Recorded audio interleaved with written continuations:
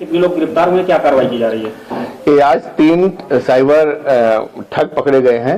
हमारी साइबर थाने की टीम ने पकड़ा है क्षेत्राधिकारी मंझनपुर के सुपरविजन में। इनका जो काम करने का तरीका है, ये फर्जी पुलिस अधिकारी बनकर कॉल करते थे पीड़ित को, और पीड़ित को इस तरह से बात करते थे जैसे लगता था पीड़ित ये पुलिस अधिकारी है, वास्तविक पुलिस अधिकारी है, और उनसे अपना एक स्कैनर कोड डालता था और उसमें पैसा पेटीएम आदि के माध्यम से डलवा लेता था। इस तरह से एक ठगी थाना सैनी में हुई थी, जिसमें 50,000 रुपया इन्होंने ठग लिया था उस पीड़ित परिवार से। हुआ यह था कि पीड़ित परिवार की एक लड़की का अपहरण हुआ था और किसी लड़के के साथ गई थी, उसमें FIR लिखा गया था।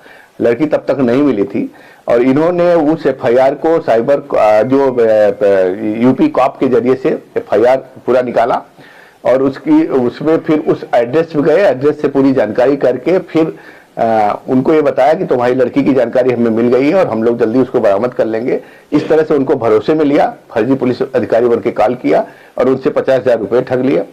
उस पर एक अभियोग दर्ज किया गया था, जिसमें विवेचना के दौरान पता लगा कि इनके साथ साइबर फ्रॉड हुआ है, कोई पुलिस अधिकारी नहीं था, ये फर्जी कॉल थी, साइबर अपराधियों द्वारा क्राइम किया गया है।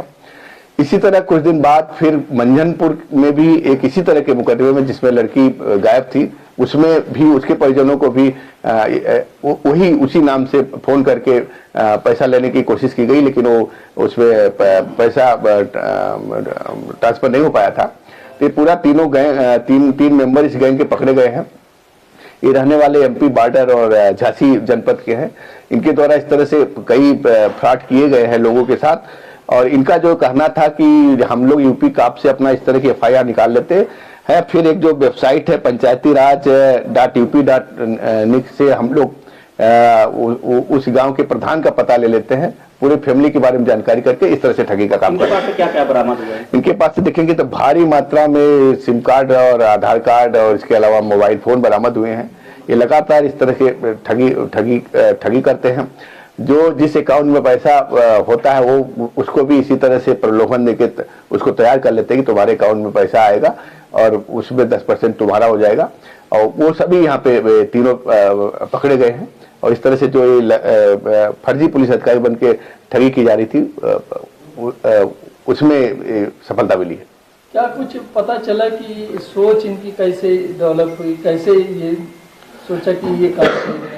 इनका कहना है कि इस तरह से इनके और साथी भी वहां पे करते हैं और अपराध करते हैं। इनका ये भी है कि जो जिस गांव के रहने वाले हैं वो बहुत ही रिमोट का गांव है, वहां पे नेटवर्क वगैरह नहीं आता, इसके लिए वो पहाड़ पे जाते हैं, 2-3 साथी और रखते हैं और फोन करते समय उसी में से कोई मोबाइल से ही हुटर सायरन की आवाज भी देता है, ताकि सामने वाला समझ जाए कि वाकई वास्तविक पुलिस अधिकारी का ही फोन है, और इस तरह से लोग ठगी के शिकार हो रहे थे।